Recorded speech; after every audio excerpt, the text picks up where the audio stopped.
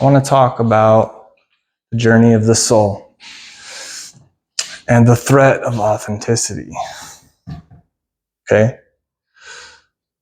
So, when we're born into the world here, as children, we're perfect, right? We've never been harmed or jaded. We're not bitter.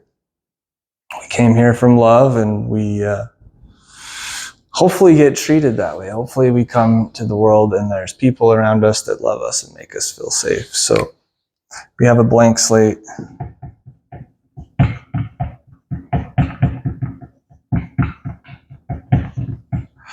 All right, so let's pretend that, this is our blank slate soul. And so we get that nurturing, loving, motherly energy, hopefully. Hopefully we get lots of that. And so it's, trying to protect it, trying to protect this soul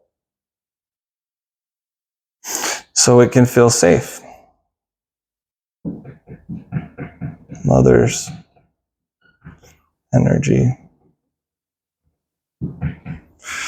To feel like it can, to be authentic, right? And personality comes out.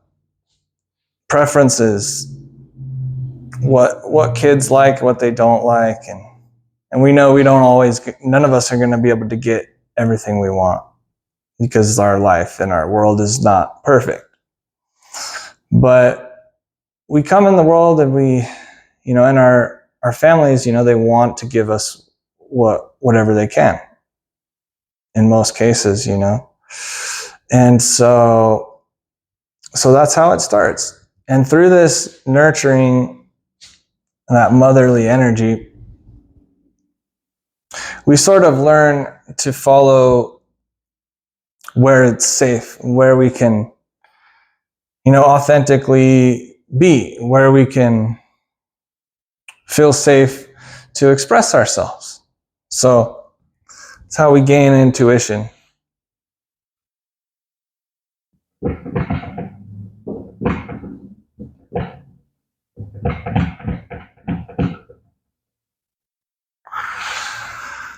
That's how we gain intuition. We learn to pick up on the energy of people, and we learn to see that, there's people that love kids. There's people that love new energy, and they love to see something new because it's the only thing new that's ever going to come. And there's some people that really don't like it, and they want you to grow up because to them you're just a burden, and they're unable to remember when they were kids. Essentially, they're unable to see that you're a blessing, that you're sent from God. So there are these different people. You learn to kind of sense it. You learn to see, well, it's safe here, it's not safe there. Over time, though, you cannot express yourself authentically everywhere. And, people are going to smack your personality down, because the world isn't big enough, because you're not God. You don't get to dominate everything. So over time, you start to have some issues here. You start to learn that it's not perfect. And you start to see, that you follow with your intuition to specific people that you trust, and that's good. But over time, our society sets up little rituals like to reset your nervous system and to learn that you can try to trust outside of your intuition. And some of us have better and some of us have worse intuition, but either way, we have to learn that it isn't perfect, right? That we're not God, that feeling isn't right 100% of the time. You should learn to trust it. You should learn, that your conscience is good, but you have to learn to discern how it got there in the first place, right? Did you get it from love, or did you get it from people that hated your personality? Because if you got it entirely shaped by people that just wanted to keep you down, that told you that you're too much, and that you slowly just learn to hate yourself, right? And so you can get a really good intuition that way, and you can learn to protect yourself. It's because you're so far inside yourself that you never even try to trust, right?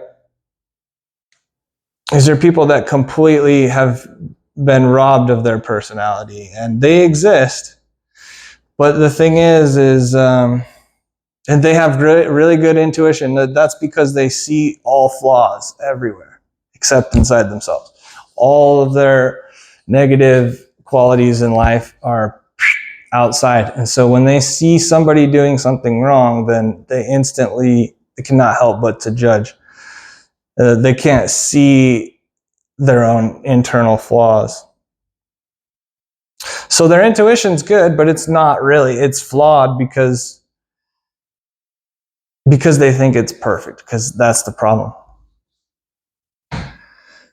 But those of us with other intuition, that like we learn from these people, that we have to learn to trust that. We have to learn to trust ourselves, and that we can express ourselves authentically. And as we grow older, we get to look back and analyze the situations and start to see who's safe and who isn't. And then we start to learn as we grow and we're bigger that like we don't exactly care if everybody agrees with us, because we're grown, right? And so learning these things can help us to shape the way we live, you know? To be able to grow and change and be able to do things differently. To realize we don't have to try to be perfect, but to separate ourselves from people that refuse to change. And not all of us have these people in our lives, you know, but a lot of us do. And so it's important to learn to trust that. And it's important to learn when you need to question this. Because the way that I see the world is it's becoming more and more soft. You know, I mean, a lot of our control systems are kind of dying out. We've got technology that's freeing up everything. There's so many resources available that it's sort of running out. We're sort of running out of excuses to be so short with each other and to be so unkind and impatient. And that the only valuable thing that's coming in the world is personality. And it's like people taking over the world with their phones and their cameras.